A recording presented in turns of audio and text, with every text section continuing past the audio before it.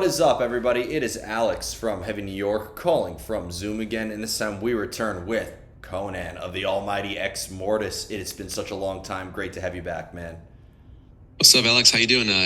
Just great to be here. Yeah. Haven't seen you in a long time. I know, it's been quite a while, man. Again, 5 years ago since I first interviewed you at St. Vitus, and then I interviewed you at NAMM 2019. So it's good to catch up. Like, I think a lot has changed since then. You know, only the world ended a couple times, but you know. Yeah, right. Yeah, but nothing a few times over. Yeah. Yeah. But you know, things are still pretty much where they were, right?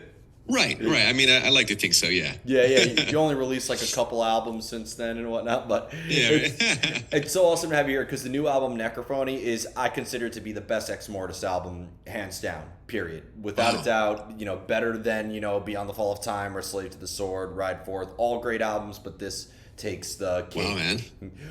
Thank you. Yeah, anytime, man. Was there sort of like a preconceived vision behind the making of this album, being that a lot has changed since this album and The Sound of Steel? Were you making a continuation of that, or being that you released Legions of the Undead in between that EP, that maybe that this was sort of like a new beginning for Exmortus? Yeah. I think our EP is I guess appropriately a good transition to the new approach we're trying to go for, I guess, and not even that. I don't think we're really trying. It's just a natural progression, I guess. We also wanted just to emphasize a different kind of sound in a way with Nuclear Blast, because we're just trying to step it up with the rest of the extreme roster that they have. So we figured, why not push it a little more, maybe a little darker. Darker tonalities and whatnot with a riff writing and stuff. But lyrically, we wanted to push it, a darker tone as well. But I think it just really hit home during the pandemic, and we were all very down on ourselves. We were very depressed about the whole thing. We a lot of it felt hopeless. We didn't know if what's going to happen next for our careers and stuff. So we went to a very dark place in our minds. All of us did. I'm sure we all did. Went through this shit. So we picked ourselves out and finally got to do got to finish the album and recorded it. And but the lyrics kind of are a little more, I guess, introspective. We didn't really plan on it to be so dark, but but yeah, this is kind of a new fresh take for us. We had a lot of fun writing it out and doing it all like that. But I mean, some of it was planned, I guess. We wanted to push a little more extremities here, but also we didn't really plan it to be so dark and gloomy. Yeah. Not this much, at least. Maybe that's why I resonated with it so much, because of the darkness behind it. And it's funny too, signing up with Nuclear Blast. It's funny.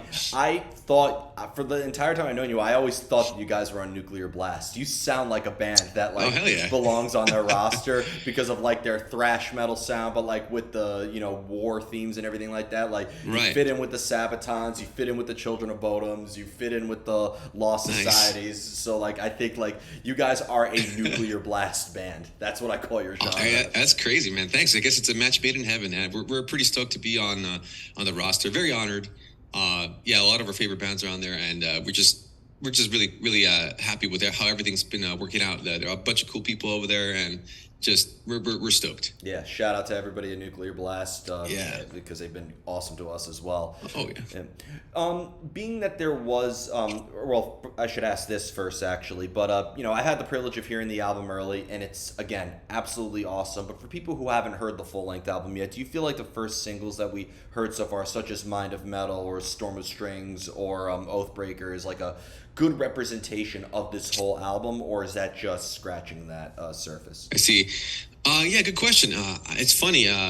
When we were trying to think which songs should be the singles, and we're like, damn, because we really are proud of all the songs. We're really stoked about all of them. But I guess we figured, the ones we did release are the ones that are just more, I guess, traditionally structured for a single in a way. So we're they're first of all they're kind of the shorter pieces in the album, and I guess the overall structure of them are a little more straightforward in your face, like Oathbreaker, for example. We chose those because we obviously they fit that the prerequisites of a single, I guess, the traditional sense of it. But also, I think it's just it kind of gives a sense of the tip of the iceberg for the rest of the album, because there are a couple of things that you can expect from the rest of the album that are in these singles. For example, not just how it's in a sound, but like there's motifs that we've used that are scattered throughout the rest of the album that appear within these singles that we've released. So I think it's just like a good teaser for the rest of the album. Really, really nice introduction to the tip of the iceberg of our album. So yeah.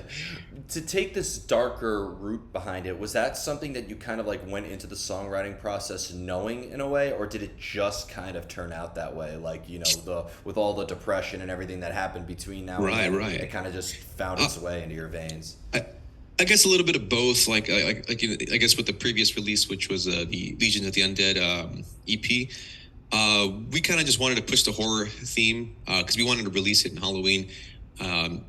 So we were kind of like, you know, writing darker stuff, and we were trying to do that again for this next album. So the first lyrics I started to dabble in were probably, I think, like Oathbreaker. So it's still within the realm of high fantasy because that's a Tolkien inspired song. So it's very much like that, but it's a little different edge to it, where it's more like about you know, the cursed spirits seeking redemption. So that's a little cool aspect on the same kind of realm of fantasy, but you know, a darker side of it. But for the rest of the album, not really so much until we started to really listen to the riffs and how everything was coming together. It just sounded really dark. So that kind of made me and the rest of the guys, because they also contributed writing lyrics, to just write, you know, lyrics that match the music. And we're very much a band that does that more often than the traditional way, I guess. Like most pop artists or most vocally driven bands will write, you know, the lyrical ideas first and then the accompaniment later, right?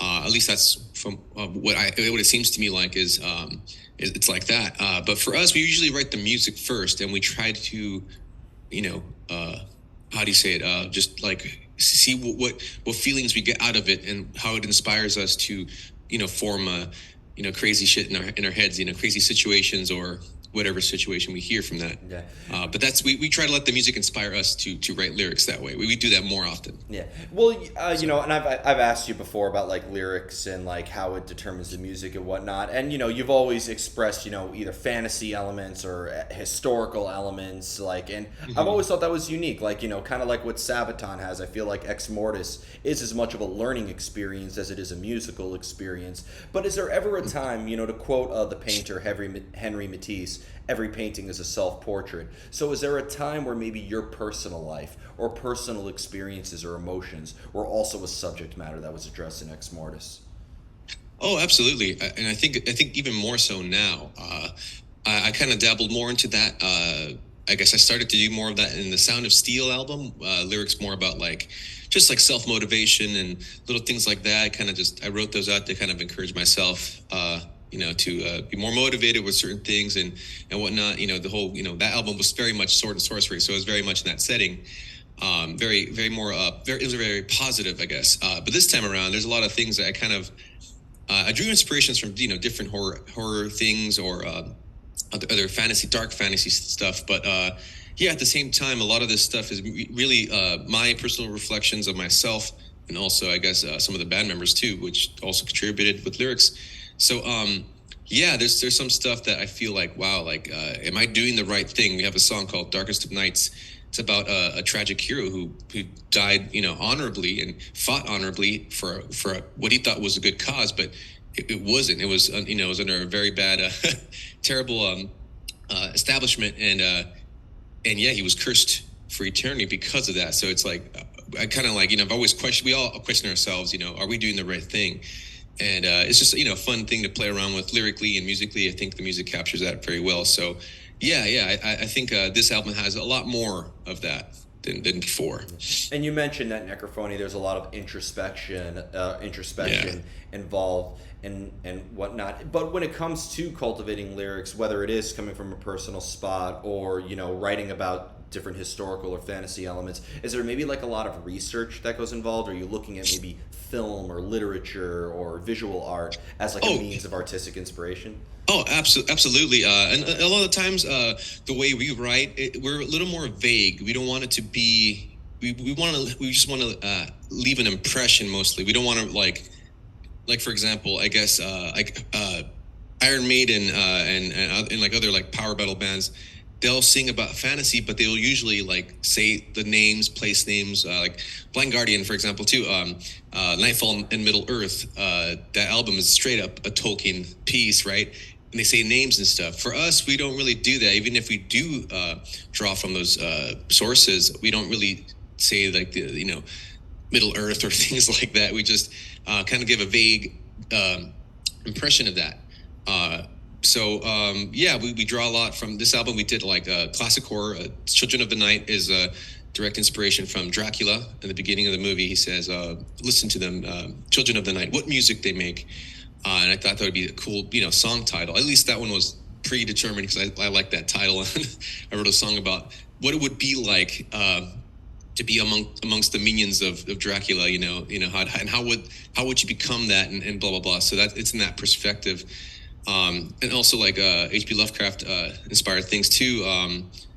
Video game Bloodborne inspired Darkest of Nights, Oathbreaker, Mind of Metal are inspired from Tolkien. The rest are like just generically horror inspired, immortality, dealing with immortality and stuff like that. And yeah, so not too much research because I guess a lot of the times we're just inspired by like the video games, movies, or books that we already love, and we're not trying to be like, oh, this is a direct representation of that. We're just saying we're just getting that impression to kind of feel, to get that sense of whatever the character is going through at the time. Mm-hmm. So does it almost feel like that maybe when you're recording or writing these songs or even playing them live that maybe you are portraying like an alter ego or maybe like an identity outside of your personal self?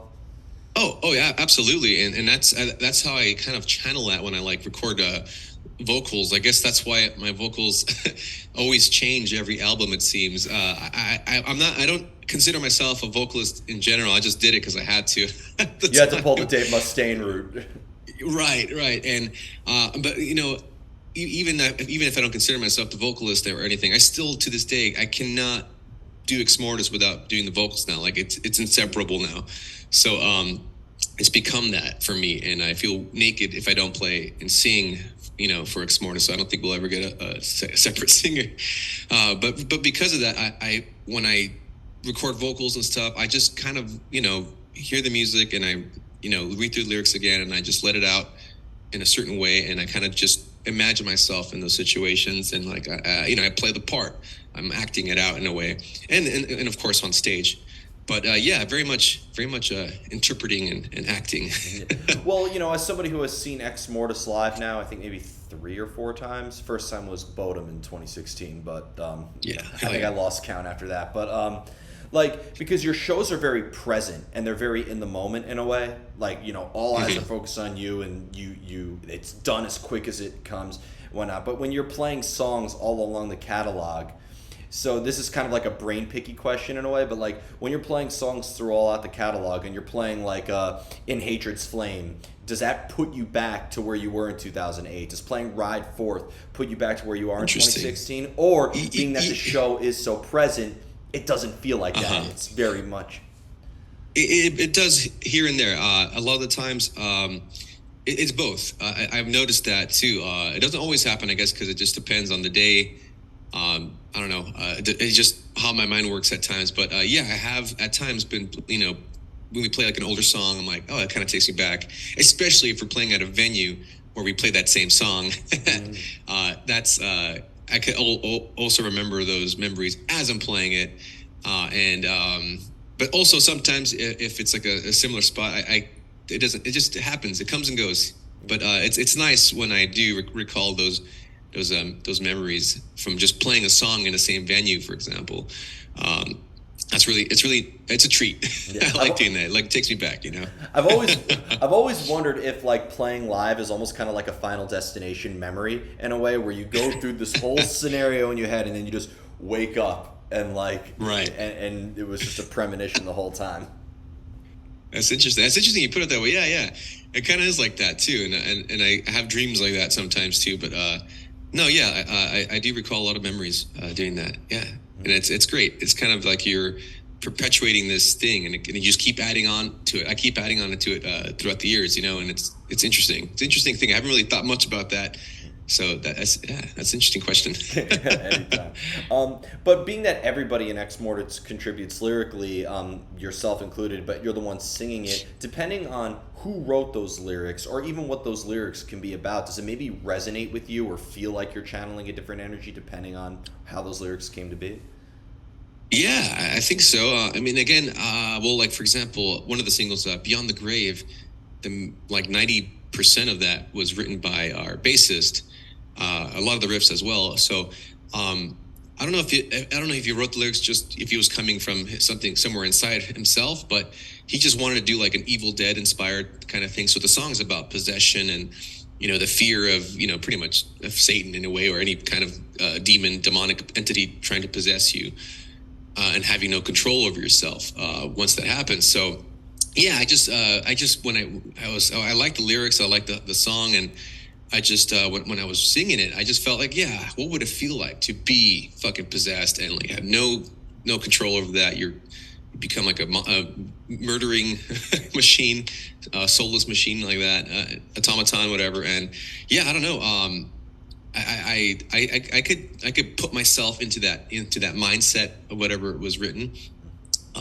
Yeah, regardless if it came from me or not. And I like that. It gives me like a challenge. It's very refreshing for me because, if I'm doing everything, it's just like, okay, I know what it's supposed to be like. It's a little cooler when I interpret someone else's work. I like doing that. Yeah. Do you think that other people's interpretations of your work maybe adds another layer of meaning to it as well? Oh, absolutely. Yeah, that's how when we write, I'll have ideas, and since I'm just the main arranger, I guess, and composer, if you will. But even then, I'm like, I write stuff, and I'm like, okay, guys, what do you think about this? How would you play that? And they probably have a different way of, everyone has their own expression, so they have, their own way of maybe just picking it, maybe fingering it, or whatever, maybe adding another thing or whatever, So I like that feedback. I yearn for that feedback when we're writing. So yeah, I like that. I like fresh takes from everyone's. Everyone's input is important to me, and I think that's great for the writing process for any group or whatever. I think it's really helpful, and it makes it sound more like a band when that happens too.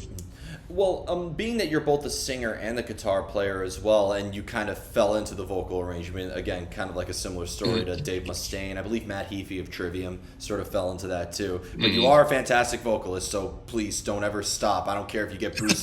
I don't care if you get Bruce Dickinson in your band. You still gotta. You still gotta. Sure. You still gotta sing. Thank you. You'll have Bruce Dickinson doing the backups. But being a vocalist and a guitar player, does the different instrumentation express a different side of yourself? Does maybe one side of you can only be expressed vocally and vice versa for the guitars, or do they very much convey the same thing, being part of the same composition? That's interesting. I don't know. Well, I for sure feel that way if I'm playing, like, say, bass.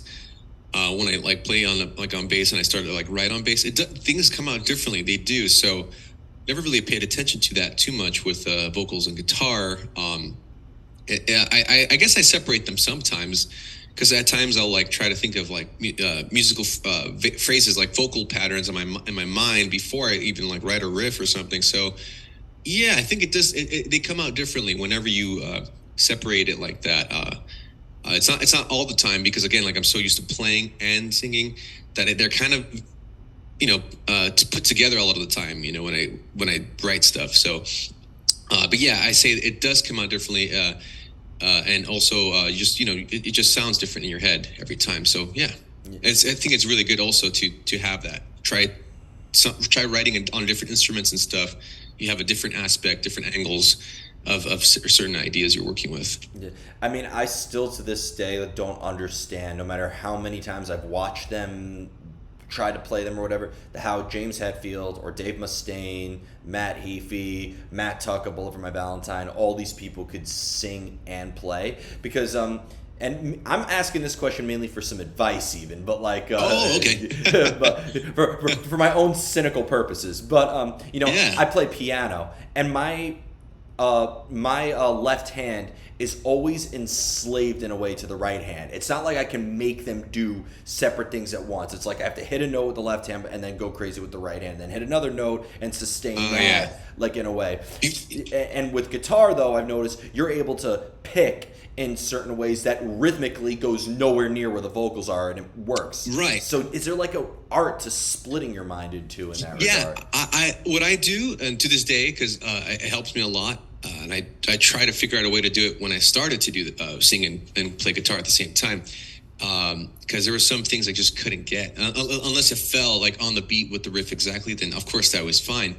But what I would do for the more complicated passages is separate them, like just simply separate them. So maybe have a metronome just to make sure you're on time. So when you hear the metronome, go with the beat. So like you move your body to the metronome, or like tap your foot to the metronome, and then play guitar, play the riff, just loop the section, just the measure or whatever. And just loop that, you got that down. Cool. Now do it again, practicing the vocal part over the same exact, measure or whatever.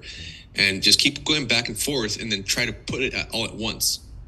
And that helped me for it still helps me to this day. Of course, if you can't get it, I slow down the tempo, blah, blah, blah, whatever, just to try to pay attention where it happens that I fuck up, and then isolate that and loop that over and over again, and do the same process, separate them and then put them together. I mean, I don't know if there's any better way, but that's how I do it. Deep thoughts with Exmortus. Yeah. And here's another question I like to ask guitar players. This is sort of like a silly question, because when I ask people a lot of times, how does a song start, or how does the beginning go? A lot of times, whether it's black metal, rock and roll, doom, death, thrash, it always starts off with a riff. That tends to be the go-to answer. Right. Do you think we'll ever run out of riffs? Ever? I don't think so. I think it's just like Dave from Havoc put it, the power of the riff compels you. Of course he would say something like that. That's the most epic line I've ever heard. It's true. I mean, we'll never run out of riffs. I mean, I guess another question would be, will we run out of original riffs? Because, there's so much shit that's been played, and everything's kind of like an inspiration of the other previous work. We're pretty much at that point, like indefinitely with the metal scene at least. But there's so much you can do with the riffs, and I think that's what makes it really awesome. With different minds, different bands, different artists will treat a riff differently, after you first hear it. So, I think we'll never run out of riffs. We'll never run out of how they could form into a song or so. So I think we'll be fine for the next 100 years or so. If we run out of riffs, as long as if I'm dead when it happens, Right, exactly, yes. So, I think there's plenty of riffs to be made, plenty of good shit. I was just interviewing another band, and too, with those guitars having like 17 strings on them nowadays, there's a whole plethora of riffs yet to be discovered. I don't know. Right. I don't know why every guitar player isn't just a harp player at this point, but. Yeah, might as well play a fucking harp, electric distorted harp. That'd be dope. You already got an idea for the next first. You heard it here first, yeah. Yep. Just make sure you credit me for the next album. Of course. Yep. And just a couple of more questions for you with regards to Necrophony and whatnot, and really not even so much with Necrophony, but you always have the music first, as you mentioned before. But has there ever mostly? But a lyrical idea maybe has to, like if you're going to write a song about Legend of Zelda, for example, can that maybe dictate the effects that you're using or the chord progression that you're using than if you were to write a song about Elden Ring or something like that? Oh yeah, that's a great. Maybe the next album will be Elden Ring inspired. Yeah, all these ideas. I think it does. It depends. There's certain go-to like modes or certain things I go for, like for certain effects. The Phrygian mode is something I like to use for like certain dark sounding things, just because there's a little more dissonance with that mode, or at least how I like to use it. But I don't know. For the most part, yeah. Like if I know what it's going to be about and like what I'm trying to push for, then I kind of go for a certain effect of like what the tonality should be like, or like where it should go. Because I like to organize my music into like sections of like keys and whatever, just to have a an overall big picture kind of like a journey, and there's so many ways you can go about it, but like if I want it to be very dissonant, I'll do it a certain way, modulate a lot just to kind of show that we're going a lot of places. It makes it takes the listener different areas sonically. So if the story is doing that, I would like to do that as well. So yeah, I would say yes, it does definitely affect how I approach key writing, mode writing, blah blah blah. So you know all those theories like Dorian, Phrygian, Mixolydian, all that. But and it's great to know that theory. I've interviewed plenty of bands where like Tardia from she has a complete theoretical background. But let me ask you, in the end, this is rock and roll, so there's got to be some rule breaking involved too, right? Oh, of course. And I mean, the way I see it, all the stuff I've learned throughout the years and continue to learn, because I'm still learning a bunch of shit. So the way I see it is that it's all it's descriptive. It's not prescriptive. It's just simply guidelines when you're learning music theory and stuff. It's guidelines to sound a certain way to have a certain effect. And I don't always use that because one of the main things in learning how to write in the classic Western sound like classical music is you can't have parallel fifths, pretty much power chords. And the reason for that is because they sound the same. The fifth just supports the root. It just makes it sound thicker. It sounds like the same thing pretty much, right? If you play a riff and you just play the single notes, without the power chord, it's pretty much the same idea. That's the purpose. But again, it sounds great on guitar, playing power chords, riffing around like that. So, I mean, all of us will have to break that rule because the guitar won't sound as thick. It won't sound as awesome as it's intended to sound. So again, it's just guidelines and do you want to hear how my guitar teacher taught me to remember? I used to take guitar lessons, and the way to remember Dorian, Phrygian, Ionian goes, I don't particularly like midgets attacking ladies. Whoa. So that's how you learned that. Interesting. Yep, I've never that's heard how that I one before. remember. That's how hilarious. I can't play a fucking scale to save my life anymore. But I remember Ionian. I remember Dorian. I remember Phrygian. I remember Lydian. I remember Mixolydian. I remember Aeolian. I remember Locrian. So. Yeah, I mean, and in the end, it's like you don't really have to know these things. It's just great for communication, really. Especially because it's easy, you spend less time communicating with your bandmates or another musician that you're doing a project with, to be like, yeah, I'm going to be doing this chord progression. If you just know how to map it out and communicate it without having to say, oh, let me play you the riff. You're just wasting time playing the whole riff for them to get it, as opposed to be like, oh, this is the chord progression, this jam, boom. Yeah. It's way faster. It's just. You know what I mean? Be able to converse with other musicians about music. You know what I mean? Right. So. Right. But again, it's not like it's not a deal breaker or whatever. It's not going to define you or your success. As long as you have an understanding, if you could communicate, what it is to someone else, that's it doesn't have to be the music theory way, I guess, but you can make up your own theory, and pretty much you make sense of music your own way. That still works. Don't be like the Grim Reaper from Family Guy, where he was just like, bring your guitar and bring that thing that makes it go wah wah wah wah wah wah. So, and the final question I wanted to ask you is because again, the music, the craftsmanship and the technical proficiency, it's a force to be reckoned with just as much as the song itself. But if you're working on a song for a long period of time, though, if you're working on a song for days or weeks or months on end, does it make it a little bit more difficult to maintain the initial spark of the idea or maintain the emotional drive? Yeah, maybe. I don't know. Because it's weird because I kind of feel like whatever I'm working on is never done. Like no matter what, it's never going to end. Like I could always do this to that, this and that. But I do understand, deadlines have to be met. So whenever we are going to record, at least have the song complete in a way, complete enough for me to be satisfied with it. And then of course, once we're in the studio, I could try to fine tune little things here and there that, allow myself to do that without, making the structure crumble by taking the foundation out somehow. Well, I don't want to tweak it out here and there, not too much, but yeah, I just the process never ends for me.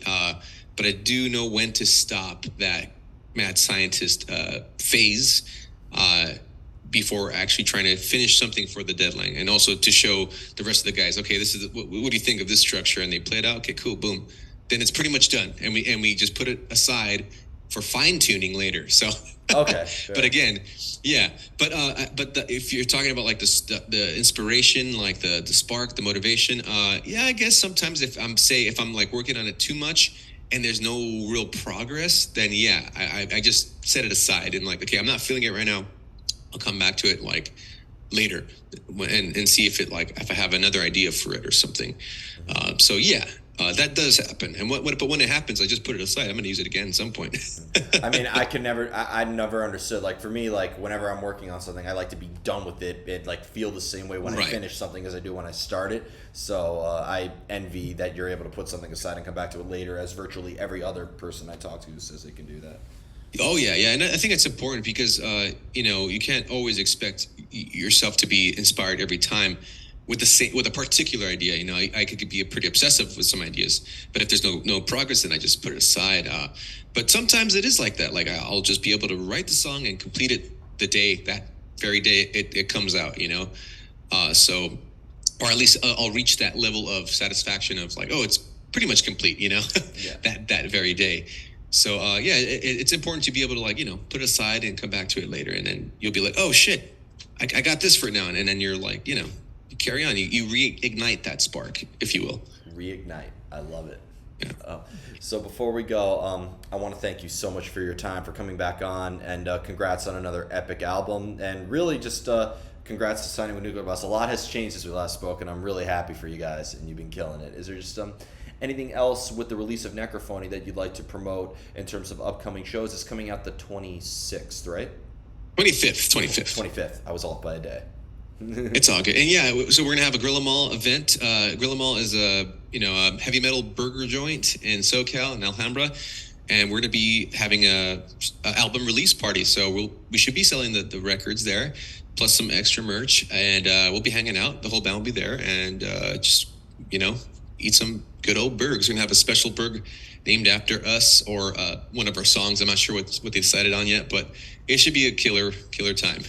That sounds like an epic time. Just advice: don't bring burgers in the mosh pit. Don't. Yeah, somebody brought food into a mosh pit at a hardcore show. Oh no! So it was potato salad, and shit went everywhere. Bet.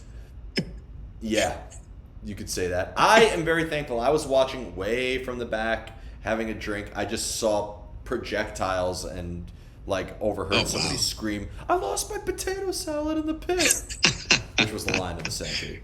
But oh my god! But thank you so much, everybody. Exmortus Necrophony coming out August 25th via Nuclear Blast. Be sure to pick that up. We'll see you next time on Heavy New York. Thank you.